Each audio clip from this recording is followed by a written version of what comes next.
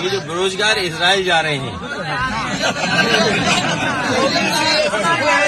ये जो बेरोजगार इजराइल जा रहे हैं और जो बेरोजगार इजराइल जा रहे हैं और जो अग्निवीर के लोग कपड़े उतार के आंदोलन कर रहे हैं, इनसे कैसे बीजेपी बच पाएगी।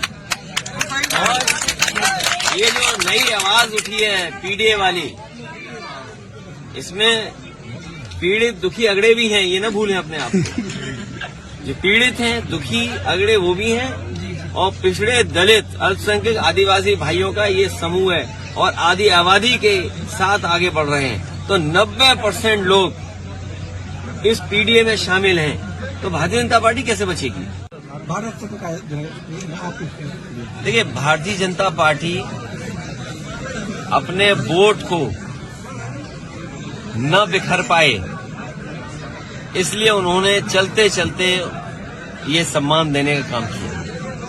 अगले दिन इंडिया गठबंधन को लेकर भाजपा तंज कस रही है कि आप लोग दूल्हा अभी नहीं डिसाइड कर पा रहे कौन होगा। सीट शेयरिंग को लेकर भी कांग्रेस नाराज है। बीजेपी को चिंता इस बात की करनी चाहिए कि उनके सांसदों की परफॉर्मेंस क्या है। यहां तो मान लीजिए गठबंधन के सांसद जीते थे, लेकिन उत्तर प्रदेश की सरकार उनकी रही, दिल्ली की सरकार उनकी रही। लखनऊ से चल करके मैं बलरामपुर आया और मैं नीचे नीचे देखते आया कि अगर कहीं भी उन्होंने कोई कारखाना लगवाया हो तो बता दें हमें। जो आरोप समाजवादियों पे लगाते थे, अरे डबल इंजन की सरकार, और इन्वेस्टमेंट कितना, 40 लाख करोड़। अभी जो आपने गवर्नेंस स्पीच में पढ़ा होगा, 40 लाख करोड़ का अगर इन्वेस्टमेंट यूपी में आ रहा है, तो बलरामपुर में निवेश क्यों नहीं आ रहा, गोंडा में निवेश क्यों नहीं पहुंचा। और इतने बड़े पैमाने पे जो बेरोजगारी है, इसका जवाब क्या है उनके पास, महंगाई का जवाब क्या है उनके पास। तो बीजेपी को चिंता करनी चाहिए। उनका सब सांसद इस संकट में है कि कहीं उनकी टिकट तो नहीं कट रही है।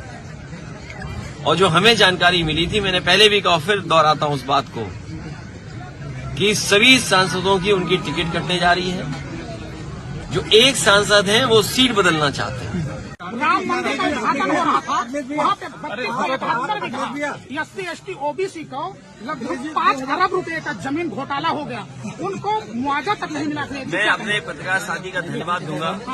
मैंने कई बार ये कहा कि अगर कोई पुण्य काम होने जा रहा हो, कोई बहुत बड़ा काम होने जा रहा हो और पीडीए के लोग दुखी हों, 90% आबादी वाले लोग दुखी हों, तो ऐसे पुण्य काम में उनको भी कम से कम भला होता।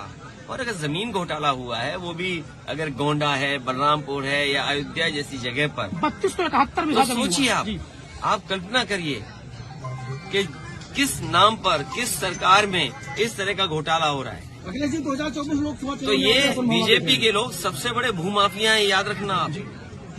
जहां कहीं भी जमीन कब्जा हो रही है और आप जांच करोगे तो वहां बीजेपी वाले ही मिलेंगे। बीजेपी, भारतीय जनता पार्टी भू माफिया पार्टी बन गई है।